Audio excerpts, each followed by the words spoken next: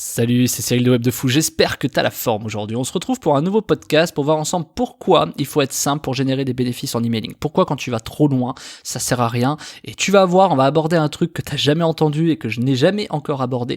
Tu vas voir, ça va être assez énorme. Je vais t'expliquer comment simplement tu peux faire des gros bénéfices en emailing. Et c'est vraiment tellement simple que tu n'y as même pas pensé. Ok, alors avant ça, tu connais le truc, tu penses à t'abonner. Tu cliques dans la description, il y a un lien. Ça s'appelle Rejoins mes contacts privés. Tu cliques dessus s'il te plaît. Et puis tu arrives sur une page, tu mets ton email. Et tous les matins, tu vas recevoir un podcast comme celui-ci à forte valeur ajoutée, et dedans, je te délivre des informations qui vont changer ta vie et ton business, crois-moi. Ok ? Allez, on y va. La plupart des gens en emailing se complexifient, tu vois. C'est un peu comme Facebook, c'est-à-dire au début, t'arrives, je prends toujours cet exemple de Facebook, c'est vrai que c'est chiant à force, mais bon. C'est un peu comme Facebook, t'arrives, tu fais une pub, tu dis mais je fais une pub, voilà. Et puis au bout d'un, je sais pas, tu reviens 6 mois après, tu continues parce que t'es rentable, t'as fait des trucs, là. Le mec, 6 mois après, il devient limite un expert, il te balance des trucs de ouf que t'as jamais vu, ça devient complètement taré, tu vois. Le mec, il te dit, ouais, mais là, faut envoyer mieux ça, faut faire un calendrier de diffusion, minimiser tes budgets là, tu vois, à 17h, machin. Les mecs, après, ils partent trop loin dans leur délire, tu vois, c'est complètement fou. Les mecs, ils deviennent complètement tarés après, parce qu'ils pensent maîtriser un truc qu'ils ne maîtrisent pas. Et en fait, le vrai truc que ça génère, ça, c'est pas qu'ils ont raison ou tort, tu vois, peut-être que eux, dans leur propre réalité, ils ont raison.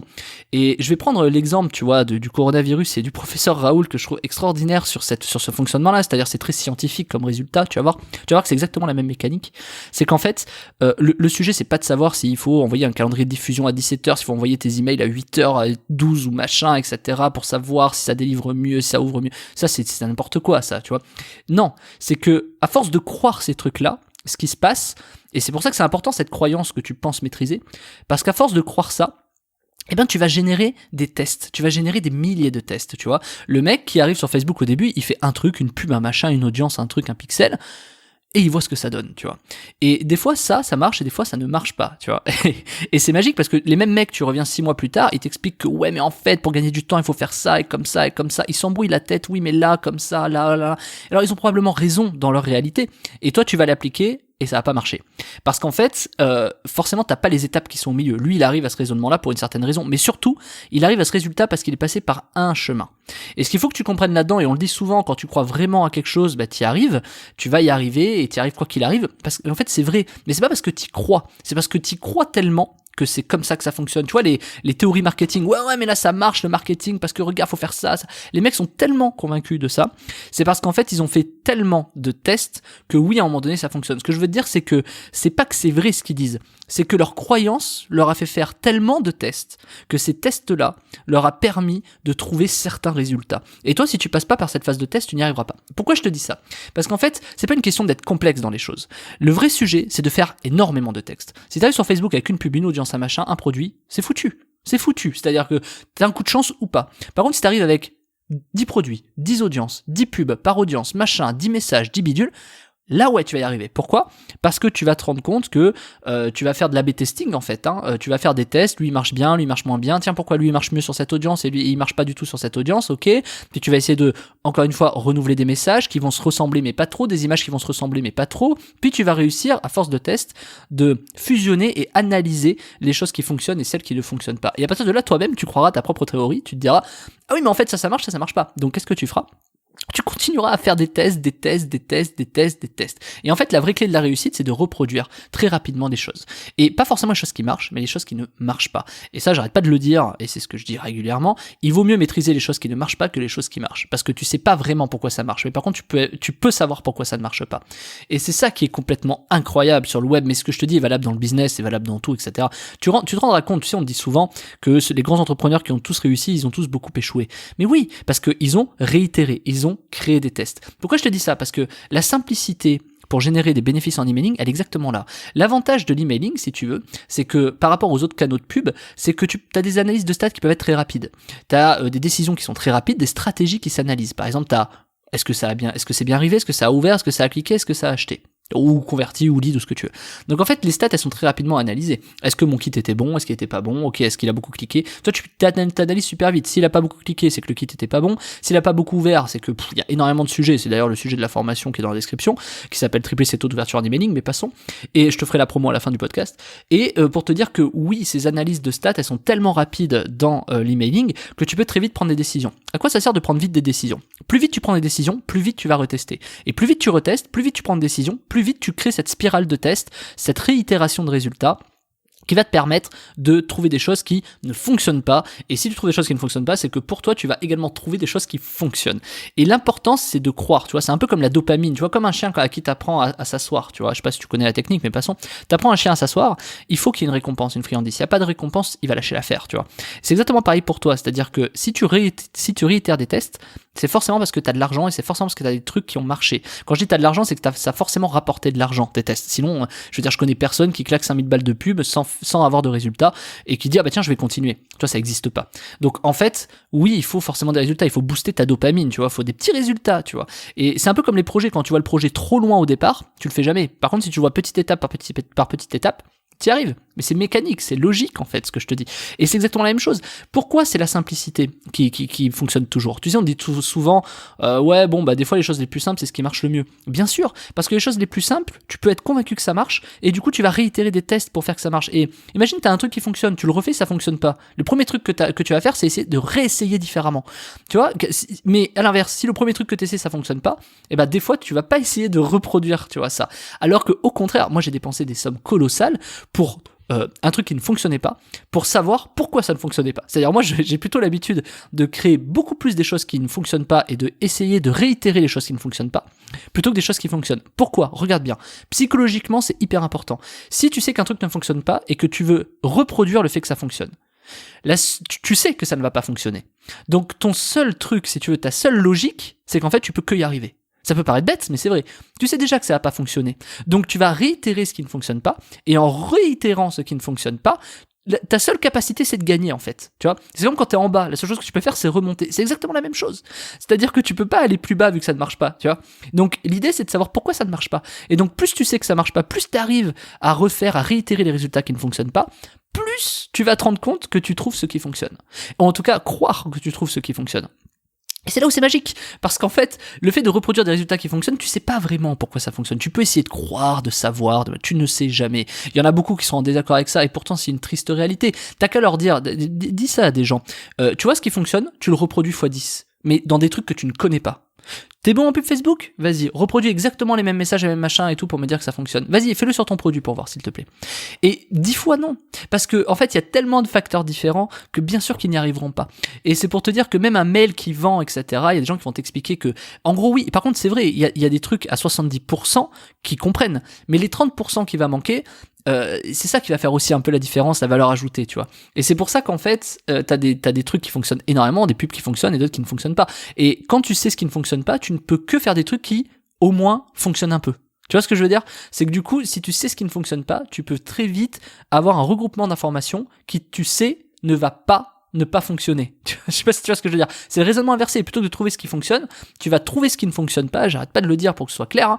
Tu vas trouver ce qui ne fonctionne pas pour reproduire les choses qui ne fonctionnent pas afin de trouver comment te dire ça, les choses qui ne fonctionnent pas, tu vois. Enfin, je sais pas, c'est pas clair, mais je sais pas comment le dire. Donc, en gros, pour la faire simple, je termine là-dessus sur cette phrase, c'est que tout ce qui ne fonctionne pas, quand tu l'as analysé, eh ben, tu peux trouver que des choses qui ne fonctionnent pas, tu vois. J'arrive pas à le dire différemment, je suis désolé, j'ai pas le truc.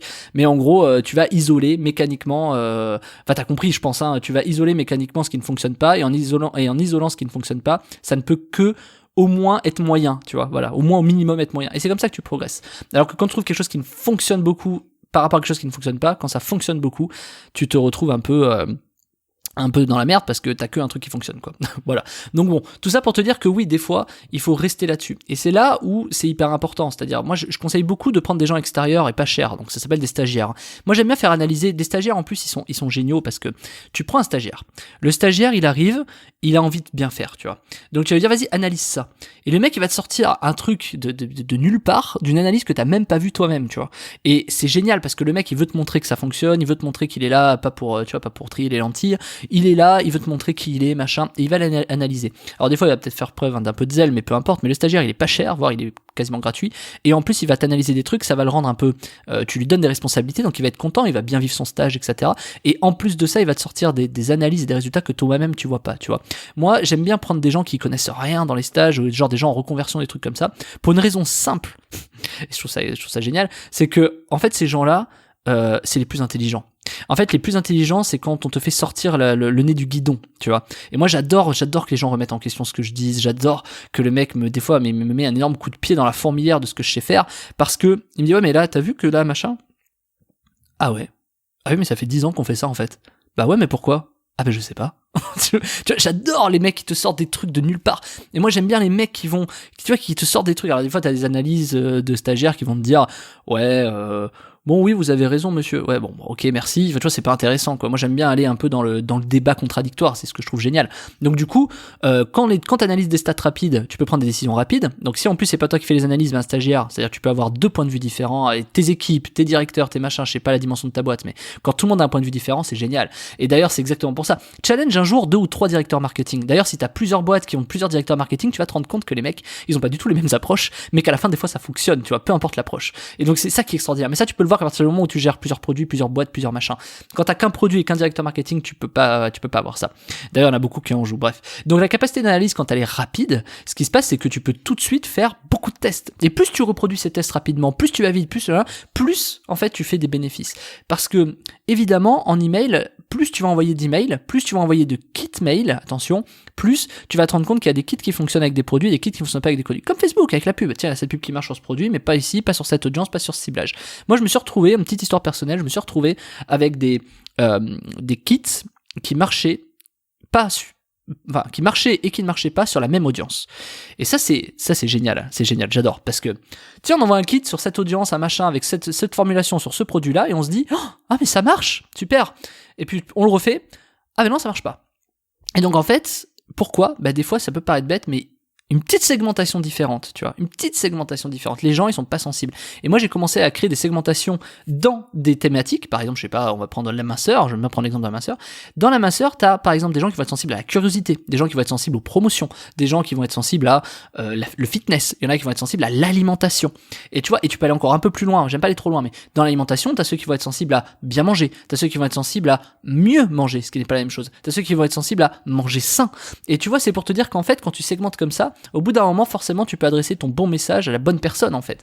Et il faut comprendre pourquoi ces mecs ou ces nanas, enfin, peu importe, pourquoi ces gens sont forcément dans dans certaines cases. Tu vois, moi, par exemple, quand je te fais des podcasts de vente ou des trucs, je peux pas toucher 100% des gens, tu vois, parce qu'ils sont pas tous sensibles à la même chose, c'est sûr. Mais tu peux trouver des systèmes qui fonctionnent, tu vois. Et je fais un podcast par jour, je vais te donner mon truc, je fais un podcast par jour pour essayer de toucher différents sujets, pour aborder différents sujets plus ou moins liés à la formation, ça dépend des semaines, mais plus ou moins liés à la formation sur les sujets, parce que je sais qu'il y a certains sujets qui vont atteindre plus que d'autres. Et après, tu as des sujets universels, tu vois. Par exemple, la thématique de la semaine, c'est de dire, écoute, tu veux pas arriver en spam, mais tu vas arriver en boîte de réception quoi qu'il arrive. Ça va toucher 100% des gens, tu vois, enfin 90% des gens, forcément, ils vont te dire, bah oui, je veux arriver en boîte de réception. Par contre, si je te dis, oui, si je te parle de, je sais pas, hier, je t'ai fait un podcast sur la piège de la délivrabilité, il y en a qui vont dire, mais ouais, enfin non, tu vois, ça m'intéresse pas, la délivrabilité, mais c'est quoi, c'est machin. Et tu vois, ce que je veux dire, c'est que des fois, t'as des segmentations qui sont bien différentes. Il y en a, ils veulent du détail, il y en a, ils veulent de la curiosité, il y en a, ils veulent de l'expertise, il y en a, tu vois, il y a plein de choses comme ça. Et quand t'as trouvé ce à quoi les gens sont sensibles, à un moment donné, ton message, franchement, peu importe le message que tu donnes, si la personne est sensible à la curiosité, tu vas pas lui donner des détails, tu vas lui donner de la curiosité. Et c'est hyper important de segmenter ça petit à petit. Et moi, par exemple, dans mes mails, je vois très bien qui écoute, j'ai des stats sur mes machins, qui clique sur quel type de podcast, je vois jusqu'où ils écoutent, à quel moment ils décrochent, etc. J'ai des analyses assez poussées qui me permettent de savoir que, je sais en gros que les gens, à partir de là, ils décrochent, que là, c'est quelque chose qui fonctionne, que là, machin, etc.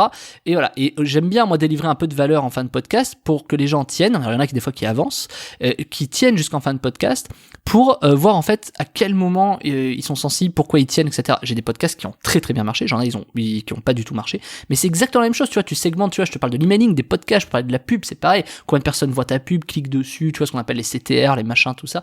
T'as beaucoup de stats. Et c'est pour ça que c'est important de réitérer rapidement. Un podcast par jour, tu vois. Moi, ce que je trouve génial, si je pouvais faire 3 podcasts par jour, franchement, je les ferais. 3 podcasts par jour, un podcast par jour, on va commencer là-dessus. Un podcast par jour, ça permet tout de suite de voir, en fait, de trier beaucoup de personnes. T'as ceux qui en ont marre, t'as ceux qui machin, t'as ceux qui se désabonnent parce que les contenus les intéressent pas. T'as beaucoup de choses différentes, t'as beaucoup de comportements différents. Et j'adore analyser ces comportements parce Parce qu'à la fin, ceux qui restent et qui écoutent tous mes podcasts vraiment en entier, etc., machin, si t'en fais partie, en général, sont des gens qui de toute façon vont acheter, ou même s'ils achètent pas, ce sont des personnes qui vont te faire confiance. Et c'est le plus important que d'acheter, que les personnes te fassent confiance. Et du coup, quand les personnes te font confiance, la magie de ça, c'est qu'après, ces gens embrassent un peu ton fonctionnement et ton état d'esprit. Et plus tu fais de podcasts, plus tu peux le voir. Si tu fais par exemple un contenu par semaine, tu peux pas analyser vraiment, tu vois, les contextes ils changent. Si t'en fais un par mois, je t'en parle même pas. Mais voilà, même un par jour, tu vois, c'est un peu délicat. Même un par jour, tu pourrais en faire 2 ou 3, tu pourrais plus analyser le truc. Mais je perdrais plus de monde, c'est pas trop le problème. Mais surtout, je saoulerais beaucoup plus de gens. Donc en fait, tu vois, déjà en plus je parle beaucoup. Donc imagine les mecs, ils vont passer 1 heure à m'écouter tous les jours, c'est l'horreur, quoi. Enfin, désolé, quoi. Tu vois. Donc c'est déjà 15 minutes, c'est déjà pas mal, tu vois. Donc voilà, c'est pour te dire que voilà, quand t'as beaucoup de textes comme ça que tu peux réitérer rapidement, et ça te permet tout simplement d'aller plus vite. Et c'est justement dans la formation de la semaine qui s'appelle tripler ses taux d'ouverture en email, où moi tous ces tests là je les ai déjà fait, peu importe le sujet, et je vais même me contredire, je vais même te dire que dans cette formation, je te montre comment passer par exemple de 100 clics à 6000 clics, comment passer de 10% d'ouverture à 45% d'ouverture fois 4,5, tu vois, et tu vas voir que c'est assez simple quand tu sais pourquoi. Je t'explique tout, t'as un schéma, je te fais un partage d'écran en vidéo, je te montre le truc, je te montre les statistiques, je te montre le schéma que j'utilise, je te montre les trucs qui fonctionnent, je vais même bien plus loin que ça, je t'explique comment faire beaucoup cliquer dans tes emails, comment arriver en boîte de réception, je te montre énormément de sujets, mais c'est quasiment une formation sur comment marche le mailing pour que tu puisses justement tripler tes taux d'ouverture, tripler tes clics, etc. Franchement, c'est une formation qui est très très complète sur comment fonctionne l'email, et même si t'es débutant, c'est hyper accessible. Moi, tu sais, je fais des formations qui sont quand même assez accessibles si tu t'intéresses à l'email. Et donc cette formation, franchement, c'est une des plus puissantes que j'ai faites en termes de valeur délivrée, de contenu et de puissance d'information que tu trouves dedans. Et je te dis ça parce que, en plus de ça, la puissance x10, x30 de ce truc, c'est que tu peux l'appliquer dans tous les supports. Par exemple, couvrir les audiences, couvrir pourquoi tes pubs elles cliquent pas, pourquoi, c'est valable partout. Et tu vas te rendre compte qu'en fait, même arriver en boîte de réception, éviter le spam pour arriver en boîte de réception, c'est le truc le plus magique. Et c'est un peu comme Facebook qui te dit, tiens, tu sais, ta pub est 35% en dessous de la moyenne, c'est exactement la même chose. Tu vas voir qu'en fait, tout ce que tu vas voir dans cette formation, c'est une valeur inestimable qui va te servir toute ta vie. S'il y a une formation que tu ne dois pas louper pour apprendre des choses, pour exploser tes taux d'ouverture, tes clics, etc., c'est vraiment celle-là, parce qu'elle est tellement colossale, ce que je t'ai mis dedans, la valeur qui est dedans, j'aborde tellement de trucs, et simplement, tu vois, que ça va te retourner le cerveau. Voilà, écoute, je t'en dis pas plus, tu cliques sur le lien, ça s'appelle tripler ses taux d'ouverture, je crois bien, et du coup, tu cliques, c'est la formation, tu sors ta CB, tu viens de l'autre côté, et puis je te rejoins de l'autre côté, ok? Et sinon, je te dis à demain, Martin. Salut.